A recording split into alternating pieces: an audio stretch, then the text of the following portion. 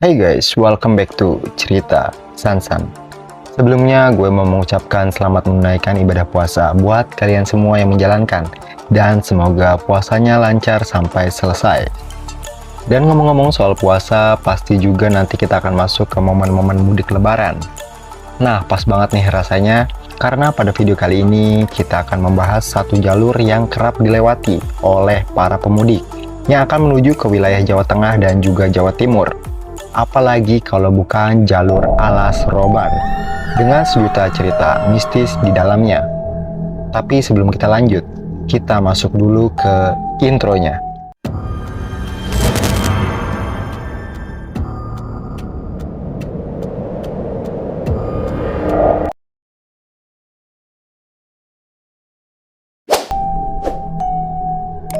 Jalan Alas Roban merupakan bagian dari Jalan Raya Pos saat penjajahan Belanda. Jalan Alas Roban ini adalah jalan penghubung antara Batang dan juga Semarang. Pembangunan jalan ini dahulu merupakan gagasan Gubernur Jenderal Hindia Belanda, H.W. Dendels, yang saat itu memperkerjakan rakyat pribumi dengan sistem kerja paksa. Karena jalurnya yang dipenuhi tanjakan curam dan berkelok, banyak kecelakaan yang memakan korban terjadi di Alas Roban ini. Maka tak heran, jalur ini kerap dijuluki sebagai jalur maut atau jalur tengkorak. Dan di sini kita telah merangkum beberapa kisah mistis yang pernah terjadi di jalur Alas Roban ini. Oke, tanpa berlama-lama, ini dia 4 kisah mistis jalur Alas Roban. Yang pertama, ada bus hantu Alas Roban. Cerita keberadaan bus hantu ini terjadi di tahun 1996. Di suatu malam, ada seorang pengendara motor yang melewati kawasan Alas Roban. Saat itu, seorang pengendara motor melakukan perjalanan dari Tegal menuju Surabaya. Dan kala itu tepat jam 12 malam. Pengendara itu terpaksa melewati Alas Roban tanpa ada penerangan sama sekali. Ditambah lagi bertepatan pula dengan hujan deras malam itu. Kejanggalan mulai terjadi saat kendaraan besar seperti bus mengikuti si pengendara motor ini dari belakang. Bus tersebut bukannya mempercepat lajunya untuk menyalip, malah stabil dengan kecepatan di belakang motor pria itu. Merasa aneh, akhirnya pengendara motor memberanikan diri untuk menengok ke belakang. Padahal, banyak orang melarang menengok ke belakang saat berada di Alas Roban, sebab hal buruk akan terjadi. Benar saja, saat pengendara motor tersebut menengok ke belakang, yang dia lihat adalah bus usang, terlihat seperti bus tahun 70-an. Tidak hanya itu, kondisi bus pun terlihat sangat seram, dengan penerangan yang tentunya samar-samar. Melihat hal tersebut, ia pun mempercepat laju motornya. Tapi, bus tersebut ternyata terus mengikuti. Sampai suatu saat, bus tersebut tancap gas dan menabrak si pengendara motor itu. Tapi bukannya kecelakaan yang terjadi, melainkan bus itu menembus tubuh pria tersebut dan setelah itu menghilang entah kemana. Yang kedua, sosok pemburu tumbal. Cerita tak kalah seram juga kerap menimpa para pengemudi bus antar provinsi yang sering melewati kawasan hutan Alas Roban. Cerita tentang keberadaan Mbak Kun-kun yang kerap menyasarkan bus-bus ini untuk menjadi tumbal. Sosok ini kerap mengganggu para supir bus, terlebih saat melintasi kawasan Alas Roban ketika malam hingga dini hari. Gangguannya pun bermacam-macam, mulai dari berpura-pura menjadi penumpang, hingga tiba-tiba menempel di kaca depan supir bus. Akibatnya, supir bus akan membanting setir ke arah jurang, hingga terjadilah kecelakaan. Sosok makhluk astral ini menjadi momok tersendiri bagi para supir bus yang kerap melintas di kawasan ini. Sampai akhirnya, terjadilah sebuah kesepakatan tidak langsung, bahwa penumpang yang hendak memberhentikan bus di kawasan ini harus melambai-lambaikan korek api agar supir bus mau berhenti. Yang ketiga, warung goib. Kejadian ini dialami oleh seorang laki-laki bernama Bian.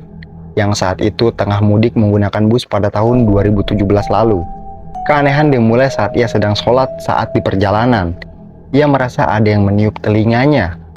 Saat ia i'tidal, Bian melihat ada kepala terbalik menempel di belakang jok penumpang di depannya.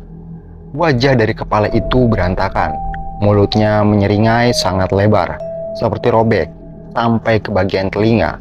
Sontak, ia berteriak ketakutan, dan kemudian ia ditenangkan oleh kernet bus. Lalu, tepat jam 1 dini hari, di tengah perjalanan melewati Alas Roban, bus mengalami masalah. Supir mengarahkan bus ke pinggir jalan. Ketika Bian menoleh ke kiri, ada 5 bocah berdiri di pinggir bus. Kondisi mereka itu terlihat mengerikan. Tubuhnya tidak utuh, dan terlihat kepalanya itu hanya sebelah. Ada juga yang tangannya hanya sebelah. Lalu perjalanan pun dilanjutkan. Beberapa menit kemudian, bus tersebut berhenti lagi, mogok di jalur utara Alas Roban, yang dimana posisi jalannya itu menurun. Bian pun lantas mengajak penumpang lain bernama Pak Ridwan untuk mencari makan. Kebetulan ada sebuah warung. Mereka pun masuk dan melihat makanan di etalase kosong. Setelah itu terlihat ada seorang wanita yang membelakangi mereka sambil mencuci piring. Lalu Bian dan Pak Ridwan ini memanggil ibu tersebut untuk memesan makanan. Akan tetapi respon ibu itu hanya mengangguk tanpa menoleh pada mereka. Bian dan Pak Ridwan pun memutuskan untuk duduk dan juga menunggu. Tak lama berselang mereka berpas-pasan dengan seorang remaja laki-laki kurang lebih usianya sekitar 15 tahun. Badannya tinggi kurus dan ia mengenakan kaos serta berbalut sarung. 10 menit, 15 menit hingga 30 menit berlalu. Makanan tak kunjung disajikan. Bian pun memutuskan untuk menghampiri ibu pemilik warung. Bian terkejut ketika melihat ibu pemilik warung itu berpenampilan sangat menyeramkan. Matanya hanya satu, sebelah kanan saja, karena mata kirinya rusak dan juga bercucuran. Ia juga tidak memiliki hidung, mulutnya yang sangat lebar itu menyeringai, taringnya pun mencuat. Remaja laki-laki yang sebelumnya sempat berpas-pasan itu juga ikut membalikan badannya. Sarung yang melilit pinggangnya terlepas. Kedua kaki remaja laki-laki itu tidak kelihatan, tertutup oleh bulu-bulu yang sangat lebat dan hitam pekat. Badan kurus remaja laki-laki itu perlahan berubah membesar, menjadi hitam, badannya dipenuhi bulu lebat. Kepalanya hampir menyentuh langit-langit warung. Matanya menjadi merah menyala, menatap Bian dengan tajam. Mulutnya juga menyeringai dan memiliki taring yang lumayan panjang. Tidak pakai basa-basi lagi, Bian yang ketakutan langsung berlari mengajak Pak Ridwan untuk segera keluar dari warung itu.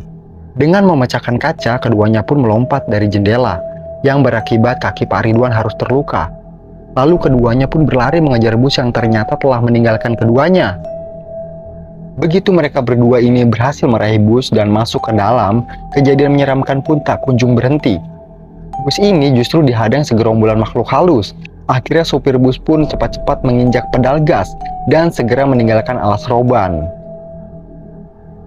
Yang keempat, Ringin Putih. Cerita terakhir datang dari seseorang yang bernama Hari Kurniawan, atau yang sering akrab disapa Om Hao dalam video di kanal YouTube-nya. Dia pernah menceritakan kisahnya saat mengunjungi Alas Roban, dan lokasi yang dikunjunginya ini adalah pohon beringin yang biasa disebut dengan ringin putih. Di lokasi tersebut, Om Hao mengaku melakukan dialog dengan makhluk halus berwujud nenek-nenek dan juga kakek-kakek.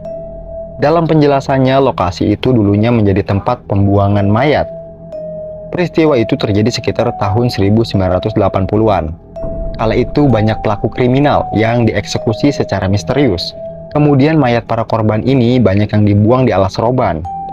Om Hao juga menceritakan, jika kecelakaan yang kerap terjadi disebabkan oleh gangguan makhluk astral di Alas Roban ini.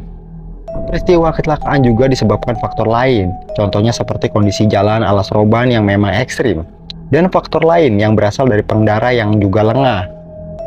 Selain di Ringin Putih, Om Hao juga menyempatkan diri berkunjung ke sebuah sumber mata air yang disebut sebagai Sendang Poncowati. Menurutnya, sendang itu banyak dihuni makhluk astral berwujud peri. Penguasa sendang itu adalah makhluk gaib berwujud wanita cantik yang kerap dijuluki Nyai Poncowati. Konon kabarnya, sumber mata air yang dijuluki Sendang Poncowati itu kerap dikunjungi oleh orang-orang yang meminta berkah. Contohnya seperti harta yang melimpah, hingga awet muda.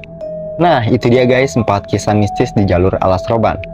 Tapi sekarang sepertinya sudah sangat jarang kendaraan-kendaraan pribadi yang melintasi jalur itu. Kalau sekarang paling yang lewat jalur Alas Roban lama hanya truk-truk saja. Karena saat ini sudah ada jalur Alas Roban baru. Dan juga jalan tol tentunya. Jadi jalur Alas Roban lama sudah mulai ditinggalkan oleh para pengendara umum. Nah, kira-kira kalian ada yang pernah lewat jalur Alas Roban ini nggak guys? Terus pernah punya pengalaman apa di jalur yang terkenal mistis ini? Coba kalian bisa tulis di kolom komentar. Sekian pembahasan pada video kali ini. Thanks for watching.